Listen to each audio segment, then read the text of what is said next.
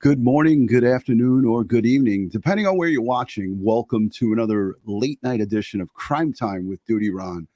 Guys and girls, you know the drill. I'm a retired New York City police detective, and if you like all things true crime related from the police detective's perspective, hit that subscribe button, hit the notification bell, so you'll get all things DutyRon and Ed Wallace when we go live or upload another video. And as you can see tonight, there's no Ed Wallace here. We have Melanie Little.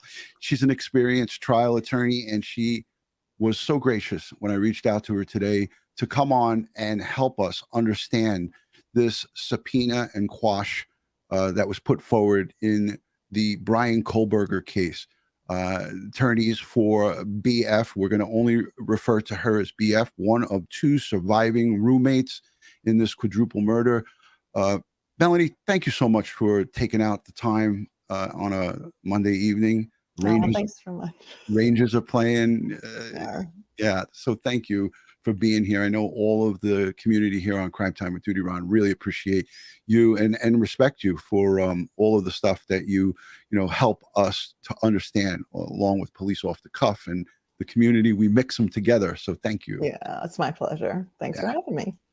So before we get into it, I just have to do a couple of things, a little bit of housekeeping. I want to say thank you to the replay viewers, the moderators, the Patreon supporters, the channel members. There's Curious Kiwi coming in as a channel member. Thank you, Curious Kiwi, for becoming a channel member.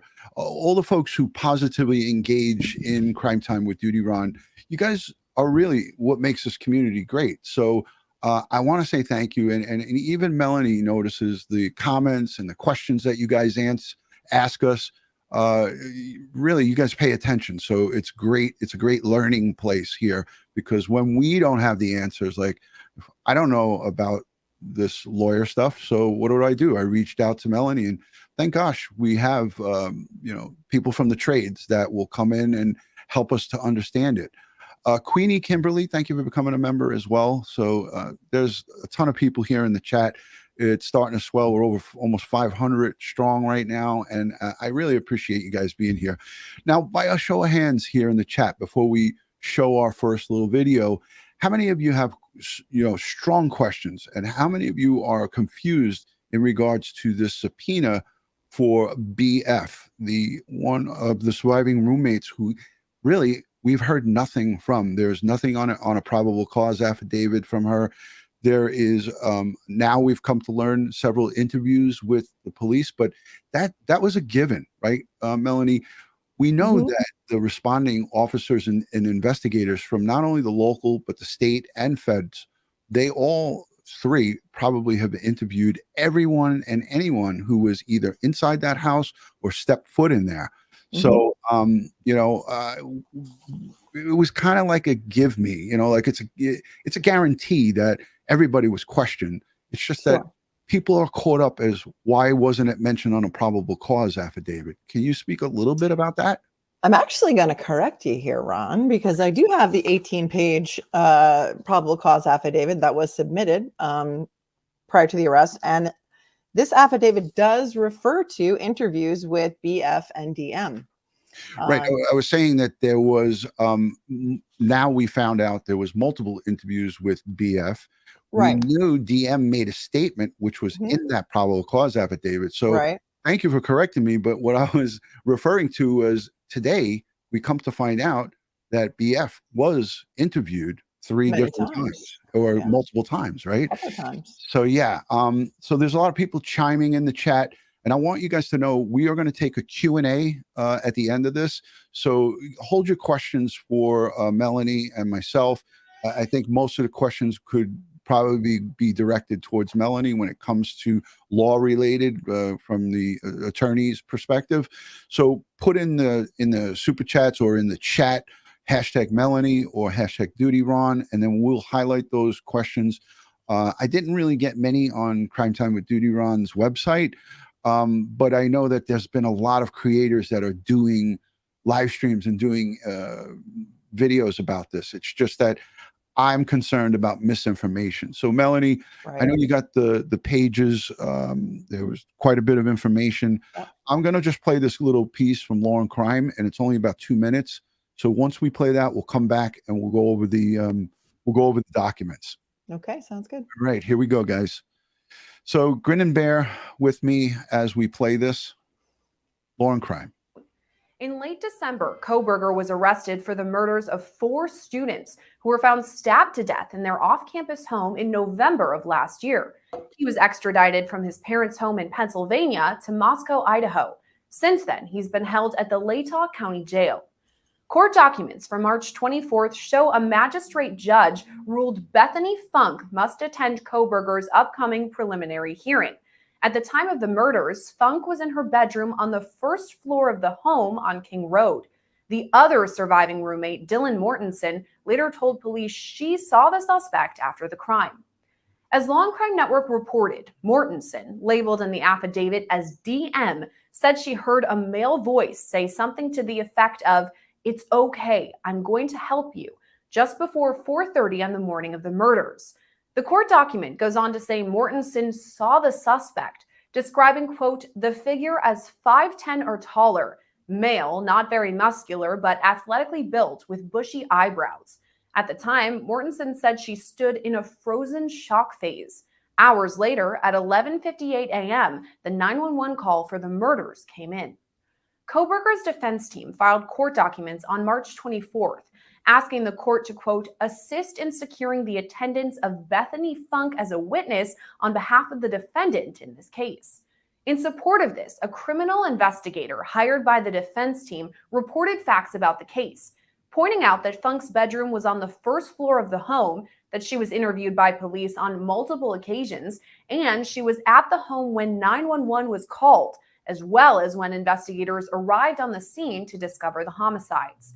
Throughout the document, Funk's last name is spelled F-U-N-K, missing the E. Funk's legal representation points this out in court documents filed on April 21st, noting Funk's name is, quote, repeatedly misspelled throughout the defense's filing. Funk's team argues these claims lack support, saying the subpoena was issued by a clerk of court without a hearing, meaning Funk didn't have a chance to address her concerns. They also point out Funk is now out of state, living in Nevada. Her attorneys filed a motion for the court to quash the subpoena that would require her to attend the hearing. So far, a hearing date has not been set to discuss whether Funk will be required to testify. As of now, Kohberger's preliminary hearing is still on schedule to begin on June 26th. It's expected to last multiple days. So there you have it. A lot of information there. Again, Melanie, we don't know 100% if there is going to be a hearing on this, but I think the judge has to obviously rule on it, obviously, right? I think there will be a hearing. I think that's what will happen. Couple things. I'm not watching the live chat because I get too distracted when I watch the live chat and then I can't focus on what I'm going to say. So Ron, if you see anything in the live chat that you want to bring to my attention, please do so. I will. So here's the issue. This is something that is very, very common. I don't know why everybody's freaking out about it. When you have a witness that lives in another state, you can't force that witness to appear in court in your state unless you have jurisdiction over that person. So this is something that is commonly done. It is nothing out of the ordinary. BF is now a resident of Nevada. She is no longer living in Idaho. And therefore, the court in Idaho does not have jurisdiction over her. They cannot force her to come to Idaho. So what about, and I don't mean to interrupt your thought process. I want to just say this. What if BF has information that is exculpatory evidence towards Bryan Kohberger to show that he, in fact, didn't commit this crime? And that's where people are getting caught up. Yeah. I'm only presenting that to you because I see it all over the internet, and I see people in all the live chats that have been sent to me. Those are the common questions. So what if... So let's just talk about the procedure, just like procedurally, just for 1 second, okay?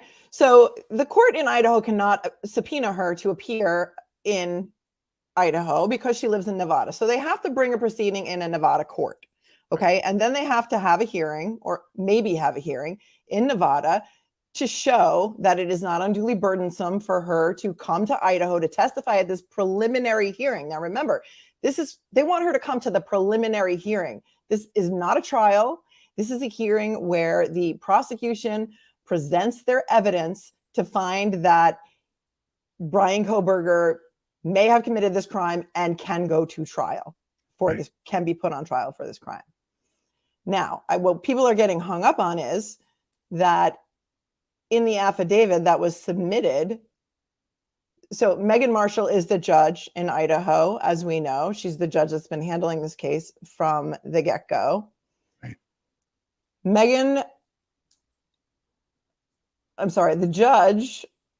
Judge Marshall had to fill out an affidavit. And in her affidavit, she said, BF may be, those words are very important, may be a material witness for the defendant in this case. Now, people skate over that may be and just forget about that. It is a very loose term, and it's not saying definitely is. It's may be. Exactly. Thank you. Now, a material witness is a witness whose testimony is likely to be sufficiently important to the outcome of a trial. Okay, so the judge is saying she may be a material witness for the defendant. So this is a motion that was filed by the defense wants her to come and testify. This is not the prosecution. This is the defense who wants her to come and testify. Right. Now, in order to, they couldn't just take the judge's word for this. They also had to attach an affidavit of a private investigator who could give further information or more personal knowledge of the case.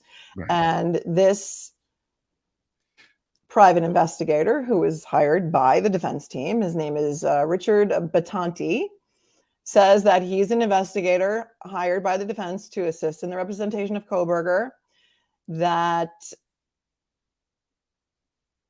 BF's bedroom was on the first floor, that BF was interviewed by police on several occasions. She disclosed things she heard and things she saw. And then she was present at the home 8 hours later when the police were called. Right. Then he says, during the course of my investigation, it became known to me that BF has information material to the charges against Mr. Kohberger. Portions of information Ms. F has is exculpatory to the defendant. Ms. F's information is unique to her experiences and cannot be provided by another witness. Okay. Because this affidavit does not set forth what that information is, and that may be because of the gag order that's in place in Idaho. Remember, this is a now Nevada proceeding, just this proceeding. We don't know what that information is. So just because he says it is exculpatory to the defendant doesn't make it so. Right. And they have to prove that to the judge for the judge to say, okay, yes, we're gonna make BF show up here based on what you've provided to me. But we are left in the dark because there's all these what ifs. And Sleuthy put something in the chat, and I read this, right? The investigator said one thing, and in the documentation it says another. So there's attached affidavits and so forth that are redacted as well. I know we saw that in some of the filings and some of the documents I saw. I couldn't read. There was one whole page that was redacted, as a matter of fact. So we have to wonder what is on that page. But wondering and guessing is really not going to do us any good here. And that's, I think, what a lot of people are doing, is speculating on what ifs. So that's where things run awry. And we also had today the order that was challenged. The gag order was challenged by social media companies like News Nation and a couple of really big companies that were asking for the judge to uplift this gag order. And also the attorney, Shannon Gray, for the Gonzalez family, he was in on that filing. And today, Brian Enton, I'm going to put that up on the screen. Brian Enton posts the summary statement. So I'm going to share this, and I'm sorry if I'm breaking up your continuity here. That's okay. But this was something I wanted to get out in the beginning. And first, I want to say, Peggy Gallagher, thank you for the $50 super chat. That was very generous of you. It was in the middle of a thought, and Melanie was talking, so I wanted to wait until there was a little break. But Peggy, thank you for your generosity. It helps pay the bills here, so I appreciate that. So I'm not sure how well everybody could see this. I'm going to do my best to try to. Oh yeah, I can't. I actually can't make it bigger. I can read So it. this is from Twitter, but basically it's it's just a ruling. Associated Press versus the Second Judicial District, docket number 50482. And Melanie, can you read that for me? Would you like me to read it in its Just, entirety? just the first. Oh, sure. The Idaho Supreme Court has issued a unanimous opinion, 5-0, dismissing an original jurisdiction action brought by a coalition of media companies, also known as the petitioners, seeking to vacate a non-dissemination order, or gag order, in the pending criminal action of State of Idaho v. Bryan Kohberger, a high-profile murder trial that has drawn worldwide publicity. So it goes on, and you guys can all read it. I don't want to, I don't say waste time here, but I don't want to spend a lot of time on it, because it basically says that, they want a fair and impartial jury pool to be able to be selected. They want to be able to give Bryan Kohberger and the prosecution a fair shake. So in order to give them a fair shake, the judge will who rules 5-0? How does that go, Melanie? Can you explain that to us? That's a unanimous decision. There were 5 judges involved in this decision, and they all agreed, which doesn't happen all the time, but they felt very strongly about it, that the gag order, keeping the gag order in place, outweighed the public's right to know the things that are covered by the gag order. And I think we've seen that because so much misinformation has spread by people being doxxed in the beginning of this investigation by YouTubers and journalists and other people, and their lives have been destroyed. Yeah, people's homes, people going to their homes, going to their places of business. Just the wild and craziness is what draws the judges in a lot of cases. Not just this one. We see it on our boys in California City, in Kern County, Bakersfield, California. The judge there has just let us listen to audio when the court is live. And why did she do that? Why did they do that? Well, he did that because of all the buffoonery that led up to the arrests of Trezell and Jacqueline West. People getting arrested for trespassing at the crime scene or at the potential crime scene, people breaking windows, fighting neighbors to get security camera footage, all kinds of infighting, and that was covered by the media. I remember 23 ABC covering this jagaloon behavior. These people are just grown adults fighting to get a story out on YouTube. It's just crazy. And in this case, it's no different. You got a bunch of people and a bunch of reporters that want to talk about sources and false narratives and creating their own stories, Reddit groups, TikTokers getting arrested. I mean, I could go on and on about this, Melanie, and it is buffoonery, jagaloonish, whatever you want to call it. And that's what leads up to us being left out in the dark and not knowing about this stuff. Because if everything went somewhat normal, I think that there would be maybe more of an open line of communication or flow of information. Now, they're not going to give you everything. They can't. They're not going to expose everything. But I think there would be a little bit more. But unfortunately, because of the actions of others, this is what happens. Right. And that's why I felt strongly when I spoke to you today about doing this show, that I felt very strongly that we did not name her. Everyone is naming her. I don't see what the benefit of naming her is. We don't need to make this girl's life any more uncomfortable than it already is. She's in a situation that she did not put herself in voluntarily, and it breaks my heart. Yeah. Hey, listen, I subscribe to that because I've been up close and personal with victims and their families. I've been to scenes where multiple people have been murdered, by different various methods, and it's not a fun process. And if you are a witness, or if you're in the same location where these violent crimes happen, it's traumatizing. And for anybody to really try to talk about it and say, well, is he or she acting like this?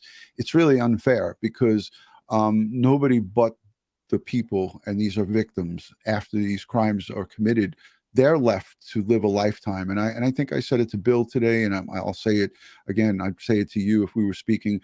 These folks are going to probably lead a long life of having to have therapy and so forth to just help them get through this horrific crime that they were in a home for, and regardless of whether they slept through it, whether they were awake or they were in shock or frozen. 8 hours is a long period of time, but who are we to judge that time? And I'll never point my finger at anybody for any of their actions until I hear, when this trial kicks off, we're going to be hearing a lot more, just like what's happening with Lori Vallow. We're hearing about a lot of different things that we never heard about. The Letitia Stout case, we're hearing a lot about the craziness that she did and what she tried to withhold and how she did this and how she did that.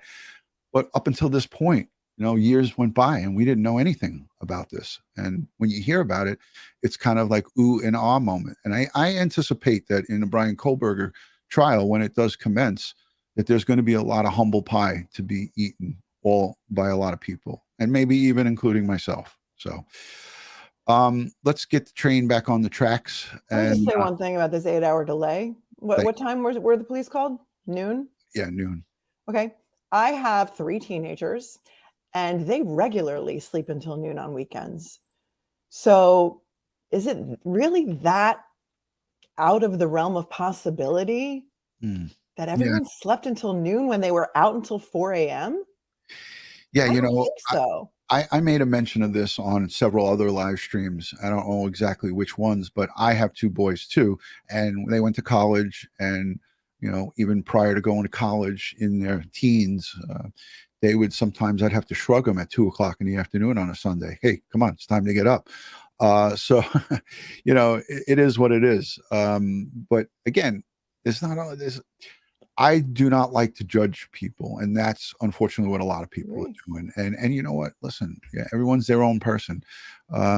If you choose to do that, then so be it. Phoebe, thank you for becoming a channel member. We appreciate you. So look, Queenie Kimberly says, I slept all the time at that age. Sleep is so important for growing teens and college students, and it's important. But listen, it's not about taking the sides. It's just about having an open mind, not jumping on the pile, and just saying to yourself, look, I want to hear what happened. I want to know what these witnesses know, but I want to know it at the appropriate time, not before it needs to be exposed. So that's the problem. And we live in a day and age of information. Everybody wants to know everything, But let's get back onto this thing. The motion to quash was filed on Friday, 4/21. BF's attorney Kelly Ann Villoria from Reno, Nevada. She's I believe a public defender there. She's the chief. She spent 14 years as a criminal prosecutor in the county where this action was brought, and now she's in private practice as a family law attorney who focuses on domestic violence and other types of abuse cases. But I'm sure she is very, very familiar with this type of proceeding, and she may even be representing Ms. F pro bono. I don't know.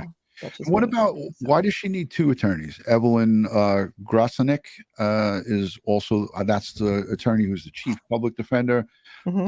She also has her own private practice. Okay, they're not both Ms. F's attorney. Okay, so the Ms. Grosenick, who is the public defender for the county in which this action is brought, because it's brought in Nevada, the Idaho defense attorneys needed to hire an attorney who was admitted in Nevada to bring that side of the proceeding. So they brought the special proceeding for the out-of-state commission. And then Kellyanne Valoria is the attorney for Ms. F. on. And she's making the motion to quash the subpoena, to say, no, she shouldn't have to go to Idaho for this hearing because it could be unduly burdensome, or many number of reasons why she shouldn't. And at the very least, there needs to be a hearing to determine whether or not she's required to go there.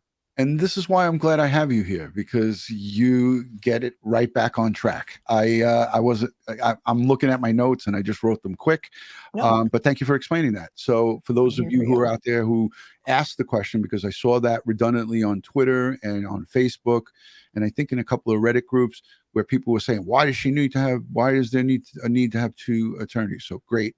Thank you for straightening that out. Where do we want to go from here on this? Well, we're going to have to decide, or the court is going to have to decide, whether there's going to be a hearing and whether Ms. F should have to go to Idaho for this preliminary hearing. This is not a trial. Right. I've been racking my brain all day to think of what it could possibly be that she's going to say that is going to exculpate him. Because a preliminary hearing is not to exculpate him. It's to decide whether or not there's enough evidence for him to go to trial on these charges. And based on the 18-page probable cause affidavit alone, there's enough evidence. Right. I don't know that her coming there to testify is going to add anything that is going to make a judge say, you know what, I'm going to dismiss the case. Yeah.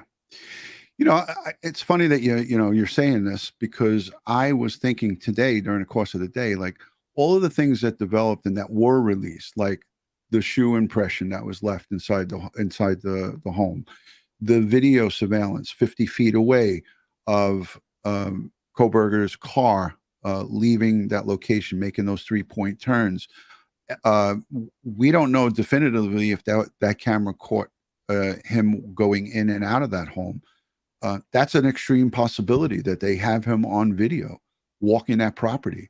And we won't know that until trial comes. And again, I'm not saying that they have that, but there could be a very strong chance that they do have that. And if that's the case, that combined with all of the evidence that we have no knowledge of, because as you said, and as many of us have said, probable cause affidavit is a small piece of what they have. And it's just a small slither of what the prosecution has and what was collected. So let's, it's good to see you, Cindy. She's from Moscow, Idaho, and she is living in Pullman, Washington. But she's a great friend. She's been on the channel a couple of times to describe the Mad Greek restaurant and some of the great people in Moscow, Idaho community. And I want to just tell everyone I was happy to deliver 4 Ring video doorbells, and she delivered them to the University of Idaho in the names of our victims. So thank you so much for doing that. Those 4 Ring video doorbells, I made a promise that I was going to donate them to the University of Idaho in memory of Madison Mogan, Kaylee Gonzalez, Xana Knodel, and her boyfriend, Ethan Chapin. So thank you for doing that. I greatly appreciate that. And that comes from everybody here on the Crime Time with DutyRon community, donated to the University of Idaho. So she gave me confirmation today that those were delivered and given to 4 students for their safety going forward. Amazing. That's great. So good stuff. All right. So there's a lot of questions, but before we get to the questions, because I want to just go over your thoughts on this private investigator hired by the defense. I know you touched on it lightly. Am I getting ahead of myself here, or do we want to go into that? Yeah, because that's a sticking point for a lot of people. And before we go into that, I want to just say this, I value everyone's opinions and your thoughts. So I always want you guys to know that the comment section is a great place to leave comments and thoughts, but just do it respectfully. And if you disagree with either myself or my guest or anybody that's in the chat, just do it respectfully, and you can, voice your opinion. But you don't have to be nasty about it. And I'm not saying that everyone's being nasty about it, but I'm just giving you a little bit of a tip. The best way to get your message across is to do it and just to put it out there. So we encourage that. But so I wanted to say this. A lot of people are hung up on the Bryan Kohberger thing of BF, and what she has can get him to the promised land of being case dismissed. I think that's just ridiculous to even think of that thought at this point, based on one filing, one request for someone's testimony. Where is the craziness coming from? The fact that there is a private investigator involved in this case. Every defense firm has a private investigator on retainer. Multiple. And you need someone with knowledge of the facts to sign an affidavit when you submit your motion papers. You can't have somebody who has no knowledge of whatever these facts are filling out an affidavit. So it usually isn't an attorney. It's usually someone with the knowledge of the facts. This guy investigated the facts. He read the statements that were provided to them, because right now, understand, there's a discovery. This is the reason that Kohberger's attorneys agreed to delay the preliminary hearing, because under Idaho law, unless the defense agrees, that hearing must be held within 14 days of the arrest. They agreed to postpone it because they wanted to do discovery. They wanted to see everything that the state has, and they're entitled to. So during the course of this discovery, they've been provided with the statements of everyone who gave statements. Right. And based on those statements, this private investigator feels, in his opinion, that what she said may be exculpatory. And I can't even think, I mean, it could be completely not. I think they're just looking for an excuse to have her come in. I don't know why. We don't know what she said. The only thing that's been reported, to my knowledge, is that she never went upstairs. Right.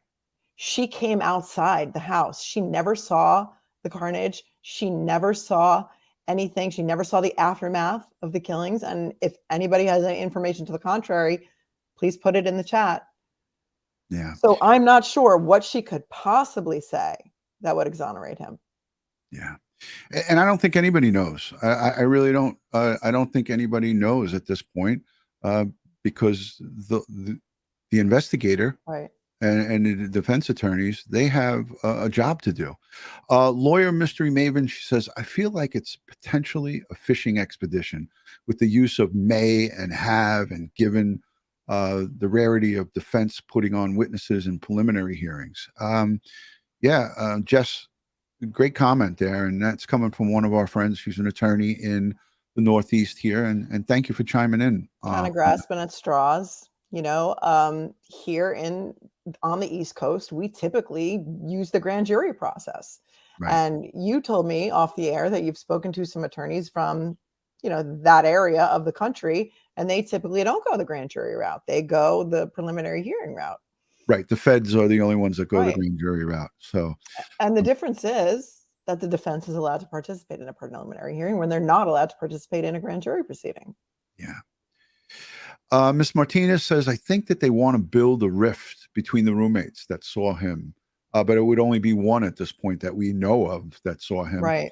And her that might not have seen him. Okay. I think that they want to build a rift between the roommates that saw him and her that might not have seen him. Well, but her saying that she didn't see him doesn't exculpate him, right? Her saying I didn't see him doesn't in any way show his evidence. I mean, show his innocence. Right. Yeah, but there was conversations today that this testimony by BF could potentially, get these charges or make it so the prosecution can't go forward with their case. I mean, I don't know. I think that's a far cry. And I mean, unless you have some inside information, which I don't think anybody does, then how could you say that? Mary Ricketts says exculpatory evidence would have to carry a lot of weight. Could be something helpful, couldn't it? Could be something helpful to the defense. Here's the thing. The jury is the finder of fact. in cases like this. Okay. It's not up to the judge to decide who's telling the truth, who's lying, who's making something up. Even eyewitness testimony, which has been found to be not a very reliable form of testimony, can be disregarded by a jury. So no matter what she says, based on the weight of all of the evidence, I do not think it would lead to a dismissal of the charges. And I do not think that they know what she's going to say. They know based on the statements that she gave, could it be some form of intimidation to make her come to a courtroom and have to sit and look at Kohberger? It's pretty intimidating for a young girl who's traumatized by this major event in her life. Right. You think in these filings to quash this filing, the attorney for BF, you think that they are going on the sticking points of the spelling as they reported in that little news piece that I played from Law and Crime, or do you think it's a lot more? I mean, it can't just be the mere misspelling of her name. Well, they're not going to, I mean, they think that they're going to throw that out on the technicality of the misspelling. No, but I mean, it's just like, it was like a snarky thing to say, right. And not to mention they spelled Kohberger wrong 4 times. And then also the attorney who pointed out the misspelling misspelled something in her own affidavit. So, yeah. I mean, So Amy D says, she sends a super chat in as well. Thank you for that.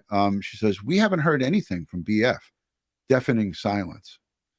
If she didn't see anything, and she's not required to say anything to anybody. And I think that, again, in a probable cause affidavit, if she did see something that would be in the best interest for the prosecution to put it forth, I think that they would have listed her if she was an eyewitness of some sort or she did see something.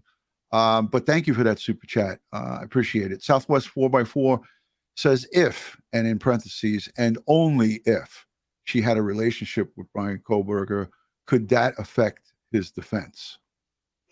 Well, I'm gonna play devil's advocate here for a second.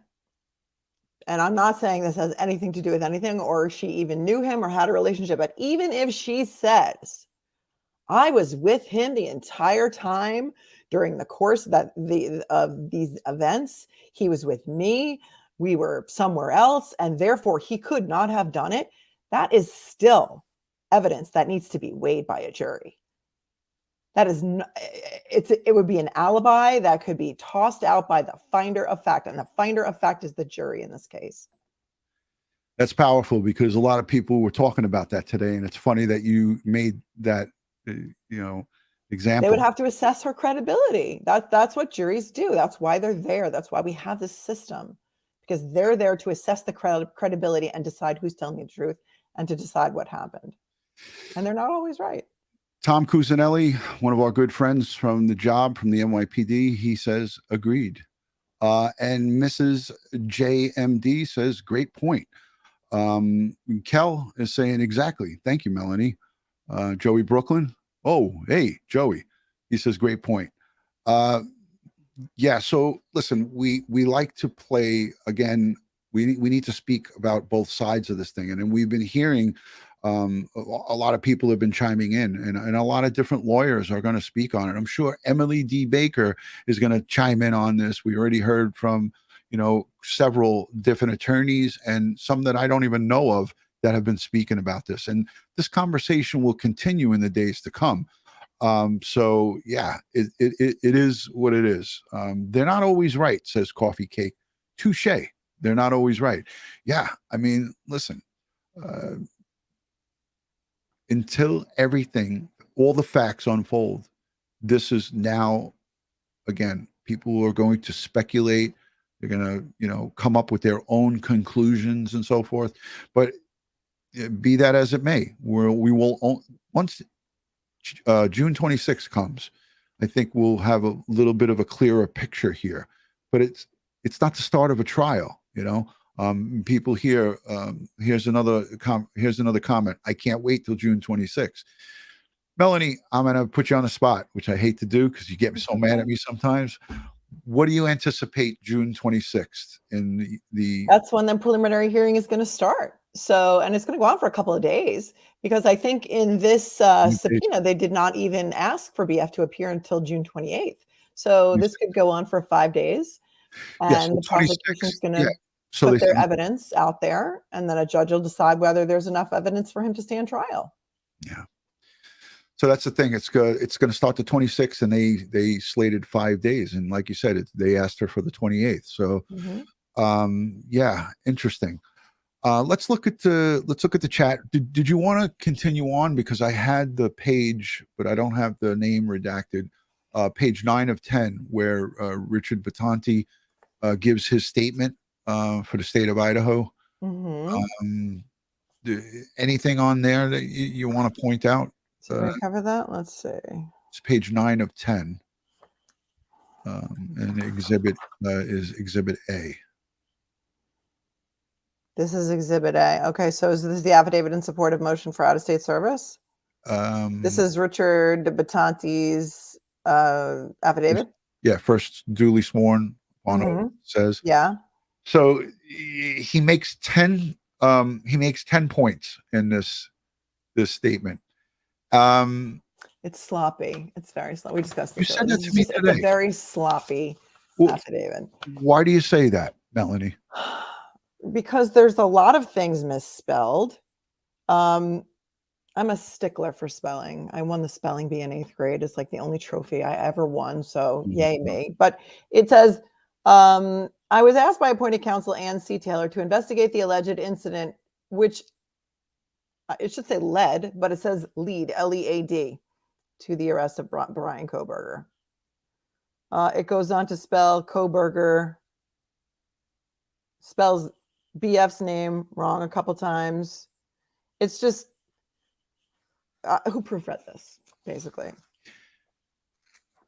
And was this created by a clerk at the court? No, this was created by the attorney. The attorney drafts the affidavit, and then the witness signs it. Wow. So they spelled her name wrong several times. The whole thing is odd. Like if you look at the first page, right, where it says worker request for foreign subpoena out-of-state commission. If you look of the date of filing at the top where the court electronically stamped it, it was filed on 4/3/23. But then if you look where the attorney signed it, it's dated April 4th. Oh boy. So how does she file it the day before she signed it? Yeah. It doesn't make any sense. Here's Liz Ann. She's chiming in and she says, hey, there's misspellings in the No, there response are. as well. Let's 100%. be fair. Yeah. But Ron wanted me to just look at that affidavit. So that's what we were covering. But yeah. I was directing her to the affidavit, but she did, we looked at all the documents, and yes, Melanie said to me today in the middle of the day that this whole thing is sloppy. And you're talking about a quadruple homicide, quadruple murder case.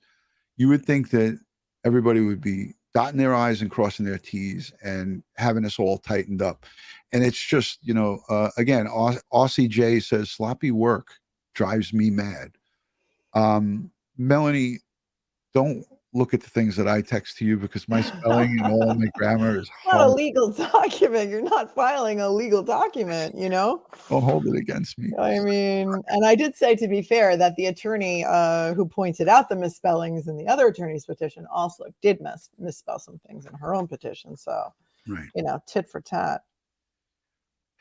So there's just so much to unpack here, but I think in a short period of time, you covered a lot of it. And I want to go to the audience for comments and questions, but I don't want to go to them until we're done with explaining all of this stuff. I mean, I think that we've pretty much unpacked it, unless anybody has any. I mean, the judge is going to rule. The Nevada judge is going to rule on this.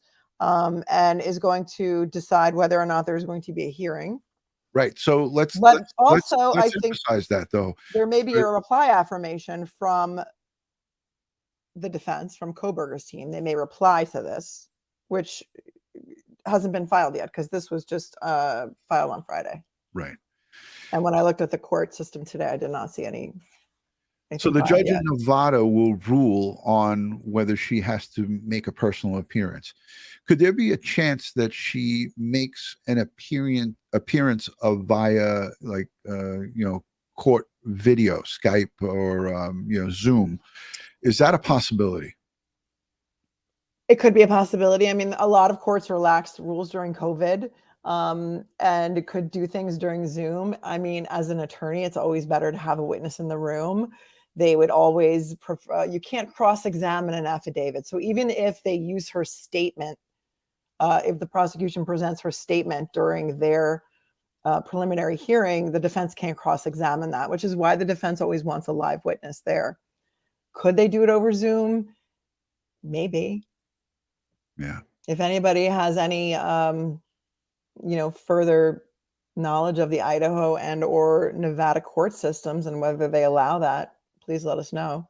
Yeah. It would be a compromise.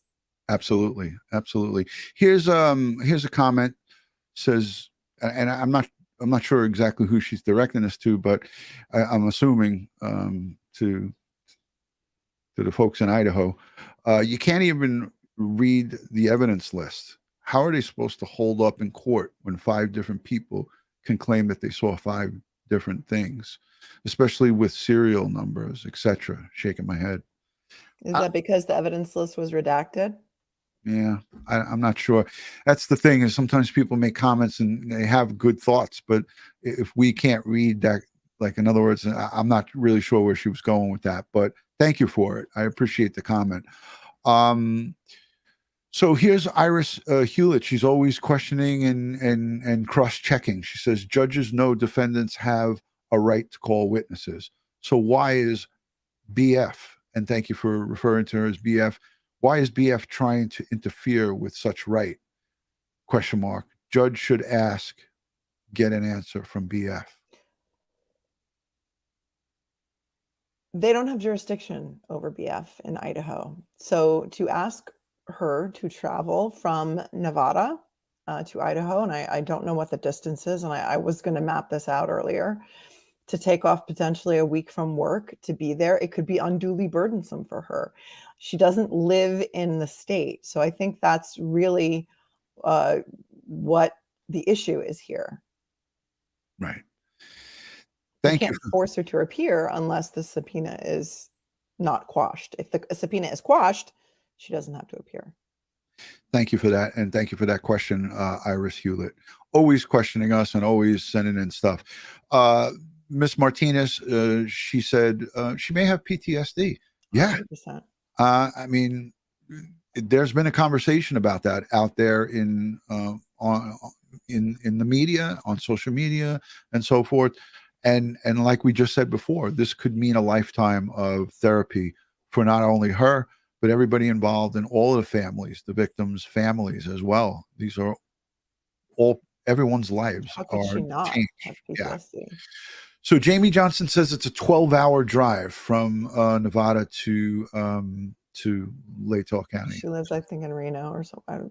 There you weren't go. going to say where she lives. I don't want to dox her, but all right. So let's get to it, guys. Hashtag Melanie. If you have questions pertaining to, I was like retaining an attorney, pertaining to the law and this conversation that we're having, the subpoena and the quash for BF, send it on over, highlight it, hashtag it in the chat. So someone just checked. Thank you, George, for checking. 696 miles from Reno to Moscow. that's far. That's unduly burdensome. If you have to take a week off of work and lose a paycheck. Yeah. Look at this one. Seeing Bryan Kohberger would be traumatic. Yes. Freaking loosely. Absolutely. I get chills just thinking about her having to do that. Joey Brooklyn, it's not, we got another, Frankie was born tomorrow. So, but I'm trying to think of the time. My wife's going to kill me if she watches this. 6:46 p.m. So, You're good. Yeah, thank you. Yeah, I only have 2 to remember. My first was easy because it was 10:13. I don't forget that because that's our code for police officer down. So he was born 10:13, and my other one was 6:46. So Thank you for that. Joey, thank you. And happy birthday to your son as well. I think our boys share the same birthday. So happy birthday to your boy. So let's take another peek. She never saw him though. So here, Coffee Cake says that BF never saw Bryan Kohberger. As far as we As know, far as we know. she has not. That is true. And she never saw the crime scene. As far as we know, she went outside. That was the first thing she did. It was to go outside and saw the aftermath there. So I'm not sure what. Yep. While yet still today sends in a $5 super chat. Thank you for the support. Thank you. And thank you to everyone for saying happy birthday to my son, Frankie. I appreciate that. Let's see. DutyRon, how's Oscar? He's getting his teeth. One of my 15-year-old dachshunds got an impacted tooth and they got to pull it out. But he's going to be 15 this year. So my wife is really nervous about him going under anesthesia, and it is a risk. He's on pain medicine and he's doing okay. So thank you, Vicky. I appreciate it. Thank you for all the prayers from everybody. Let's see. I guess there's not many questions. Did we explain it so well that nobody has any questions? All right. They just disagree with us and they're just going to get in there later. Well, there are people that are going to disagree because, again, I told you what was happening today. There was a lot of people piling on the judge, the prosecutor, that a lot of people, and I'm not saying the majority, but a lot of people were like, he's not getting a fair shake. They're convicting him before this thing has even kicked off. But my thing is that I feel they've taken every precaution, this gag order, and that gag order pisses a lot of people off because they want to hear about this stuff. Right. We are people who want to know where this is. Everyone's chomping at the bit. They want to get this information. But that step, although it pisses everybody off, that step is a crucial one to a fair and impartial jury pool to be selected and in the process to be done the right way. So while yet still today says #Melanie, any stats of murdered witnesses that survived testimony? I bet you the FBI has stats or somebody has stats on that, but would you know anything about that? I don't know what you mean. She's referring to witnesses that have testified and have been killed after testimony. Oh, after testimony. There is probably a database out there. Yeah, no, I do not have statistics on that. I know that plenty of them are also killed before they testify because of what they're going to say. And, you know, I fear for this girl's safety. I really do. And that was one of the reasons why I did not want to name her. Right. And I would fear her for her safety if everyone knew that she was coming in and exactly what day she was going to be there. And, you know. Yeah. Right. And that is a real thing. I want to explain something to some of the folks that are here. And a lot of you are new, but a lot of you have been around for a while. When we had Luke Hall from Faro Technologies come in and do the explanation and the demonstration of the 3D laser scanner, which was used here in the these quadruple murders in Moscow, Idaho. When we showed the demonstration of the barbershop murders, there was 3 people murdered inside the barbershop.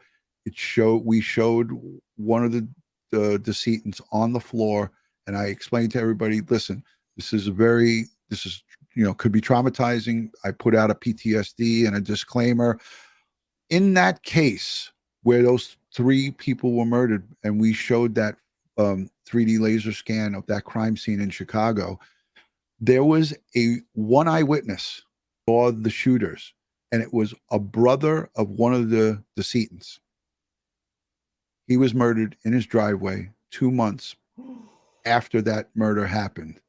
Those quadruple murders, triple murder. So it became a quadruple murder because he was set to testify against the defendant. And one of the defendants, gang member, got to one of his people on the street and said, take this guy out. He was putting his daughter in her car seat in his driveway, and they shot him dead.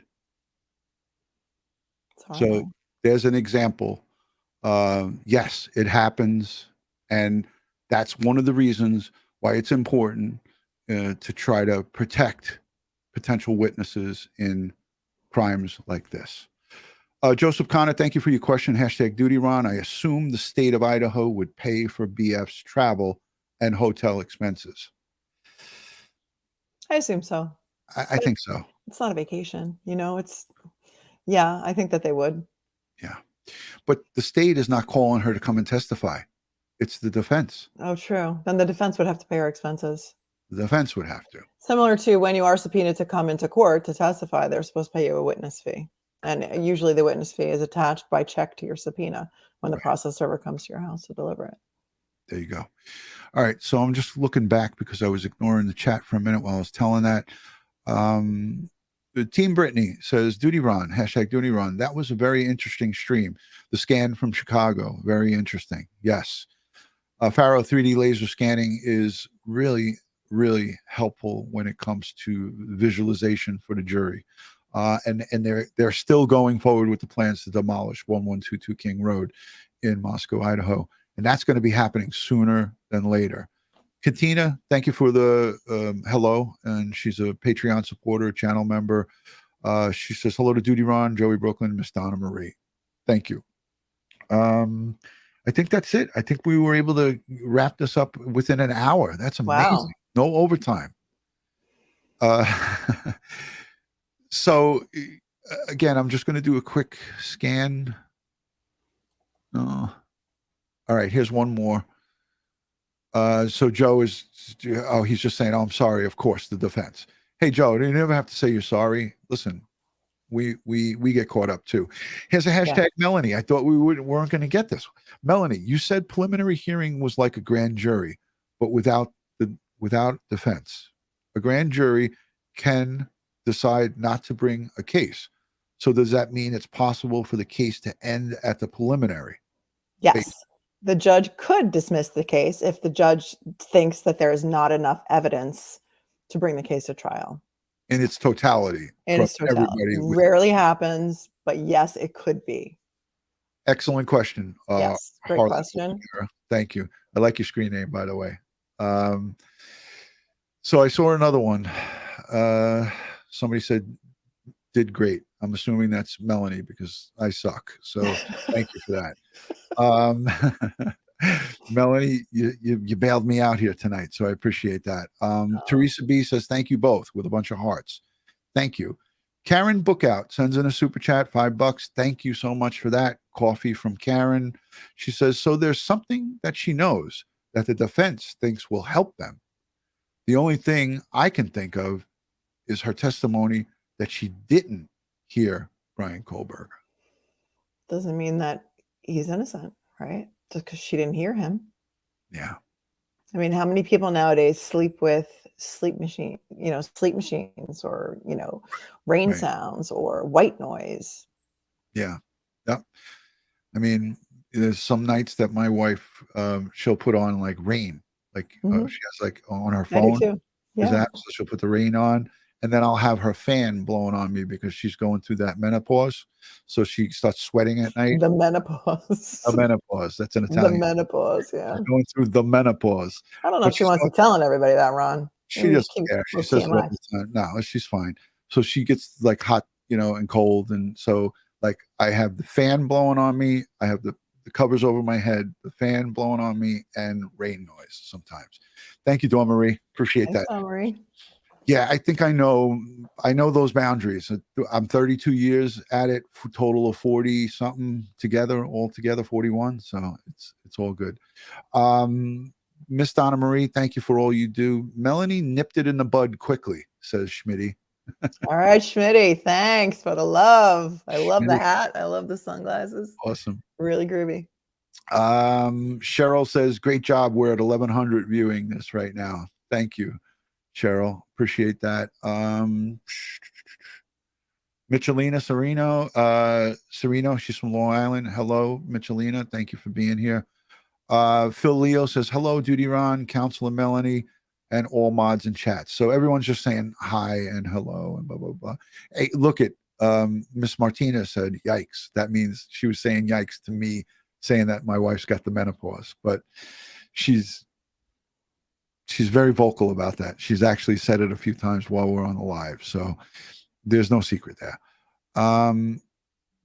So that's it. Loving the vibe tonight. Everybody, I think we've wrapped it up. So Melanie, what could happen between now and June 26th? We know that there's a lot of speculation and a lot of rumors flying all over the place. Now that this gag order, it's ruled 5-0. They lost 5-0. Unanimous. All the judges said, man, you're not going to be able to talk about this. The gag order applies to the investigators, obviously the district attorney, the attorneys for the families, witnesses, and anyone who's been probably interviewed by the police department. So we won't be hearing anything other than reporters creating a bunch of sources. And if those sources are brought to light and they are in violation of this order, they can be held in criminal contempt of court, and that's a misdemeanor. And if it's a law enforcement professional, shame on him or her. It's disgusting behavior, and I totally dislike it because it goes against justice, right? Yeah. Slap in the face to the families. All right, guys, we're going to wrap it up, and I'm going to end this with Melanie. And I know Bill likes to do the final thoughts, but we've already done it. We've done the final thoughts. There's nothing more to say. Ad nauseum. We've said it all. Thank you. This is not, I don't know why, you and I talked about a certain YouTuber today that made such a big deal about this and was going nuts over it. And I just don't find it to be as, I'm not crazed about it. This is something that's done commonly. And, this person that we watched a bit of was saying, but she can prove that he's innocent. She can prove that he's innocent. Then it's not about proving that he's innocent. That's for a jury to decide. It's not going to be decided at a preliminary hearing. Right. Yeah, and that's the whole thing is people get caught up on a lot of these little details, and when someone puts stuff like that out there, that just stirs the pot, and it makes people say, oh, he's going to get off, he's going to be this, they're going to release him, they're going to let him go. I don't like to go that route because that is again speculating. Listen, I'm here. I stand for justice. Okay, if Bryan Kohberger is found to be not guilty, I honor that. I would honor that system. If the jury of his peers, they presented all of their evidence, and at the end of it, he's found guilty, you just got to accept it. Listen, you don't have to be happy with it. I wouldn't be happy with it, but the bottom line is if they don't prove their case, then that's it. Everyone's asking where Ed is. Ed is going to be traveling again starting tomorrow. He's going outside the country, and the travel for him is business. He's going to be teaching forensics, weapons of mass destruction in another country. And in this country, I think he mentioned it on one of our members only lives, but I don't think he wants me to put this out there because it's a volatile country that he's going to, and I don't think that he wants it to be out there. So he's going to train and teach another foreign country weapons of mass destruction and forensic, and this is what he does. So Ed is a bad, I said the A word, he's a badass. Oh wait, damn it, there goes the family channel. Thank you, Melanie, for taking out the time. It went 1 hour and 5 minutes. I know Bill Cannon was watching closely because he monitors all of our activities. He wants to know what's going on with his main person from the law side. So you guys are going to be live tomorrow night, right? So tomorrow night, look for Melanie on Police Off the Cuff. I'll link his channel down below. He's one of my suggested channels. I believe they're going to be discussing the Lori Vallow trial. It should be an interesting conversation. Go over there and subscribe to Police Off the Cuff, Bill and Detective Phil, and also Professor Mike Geary. Those guys, I mean, that foursome right there is fabulous. You get so much great information. And so we try to cover these things and give both sides of the fence here. We like to talk about both sides, but in this case, you know, it's, again, it was something that's pretty straightforward that has been twisted and turned, and that's not always a good look, but it is what it is. Let us know down below in the comments. Leave us a comment, give it a thumbs up. Everybody that's here, please give Hit the this like video- button. It's hit important. the like button, and leave a question for Melanie, because she does scan the comment section, and she will occasionally, because she is a mom of 5 and she has her own business and she's a businesswoman, she's doing her stuff, but she occasionally scans the chat and she may chime in from time to time. So you never know. Floozy, thank you for the $5 super sticker. Greatly appreciated. Guys, I want to say good night, and I want to thank you again tremendously, Melanie. She is all over social media, will be linked down below. I think it's only 1 or 2 things, right? Instagram. Follow me on Instagram. Yeah. Instagram. So I post everything. She posts a lot on Instagram. So thank you guys. And again, we'll follow this thing closely. Stand by for a message from our security detail. And Oscar, it's Oscar, Popeye, and Ed's dog Kara. And the acronym for all those animals together are our little family furry friends. It's COPS. It stands for COPS. So Kara, Oscar, and Popeye. So pretty cool. Thanks a lot, guys. We'll see you soon on the next one. Peace and love from Crime Time with DutyRon and Melanie. Thank you, guys. Good night.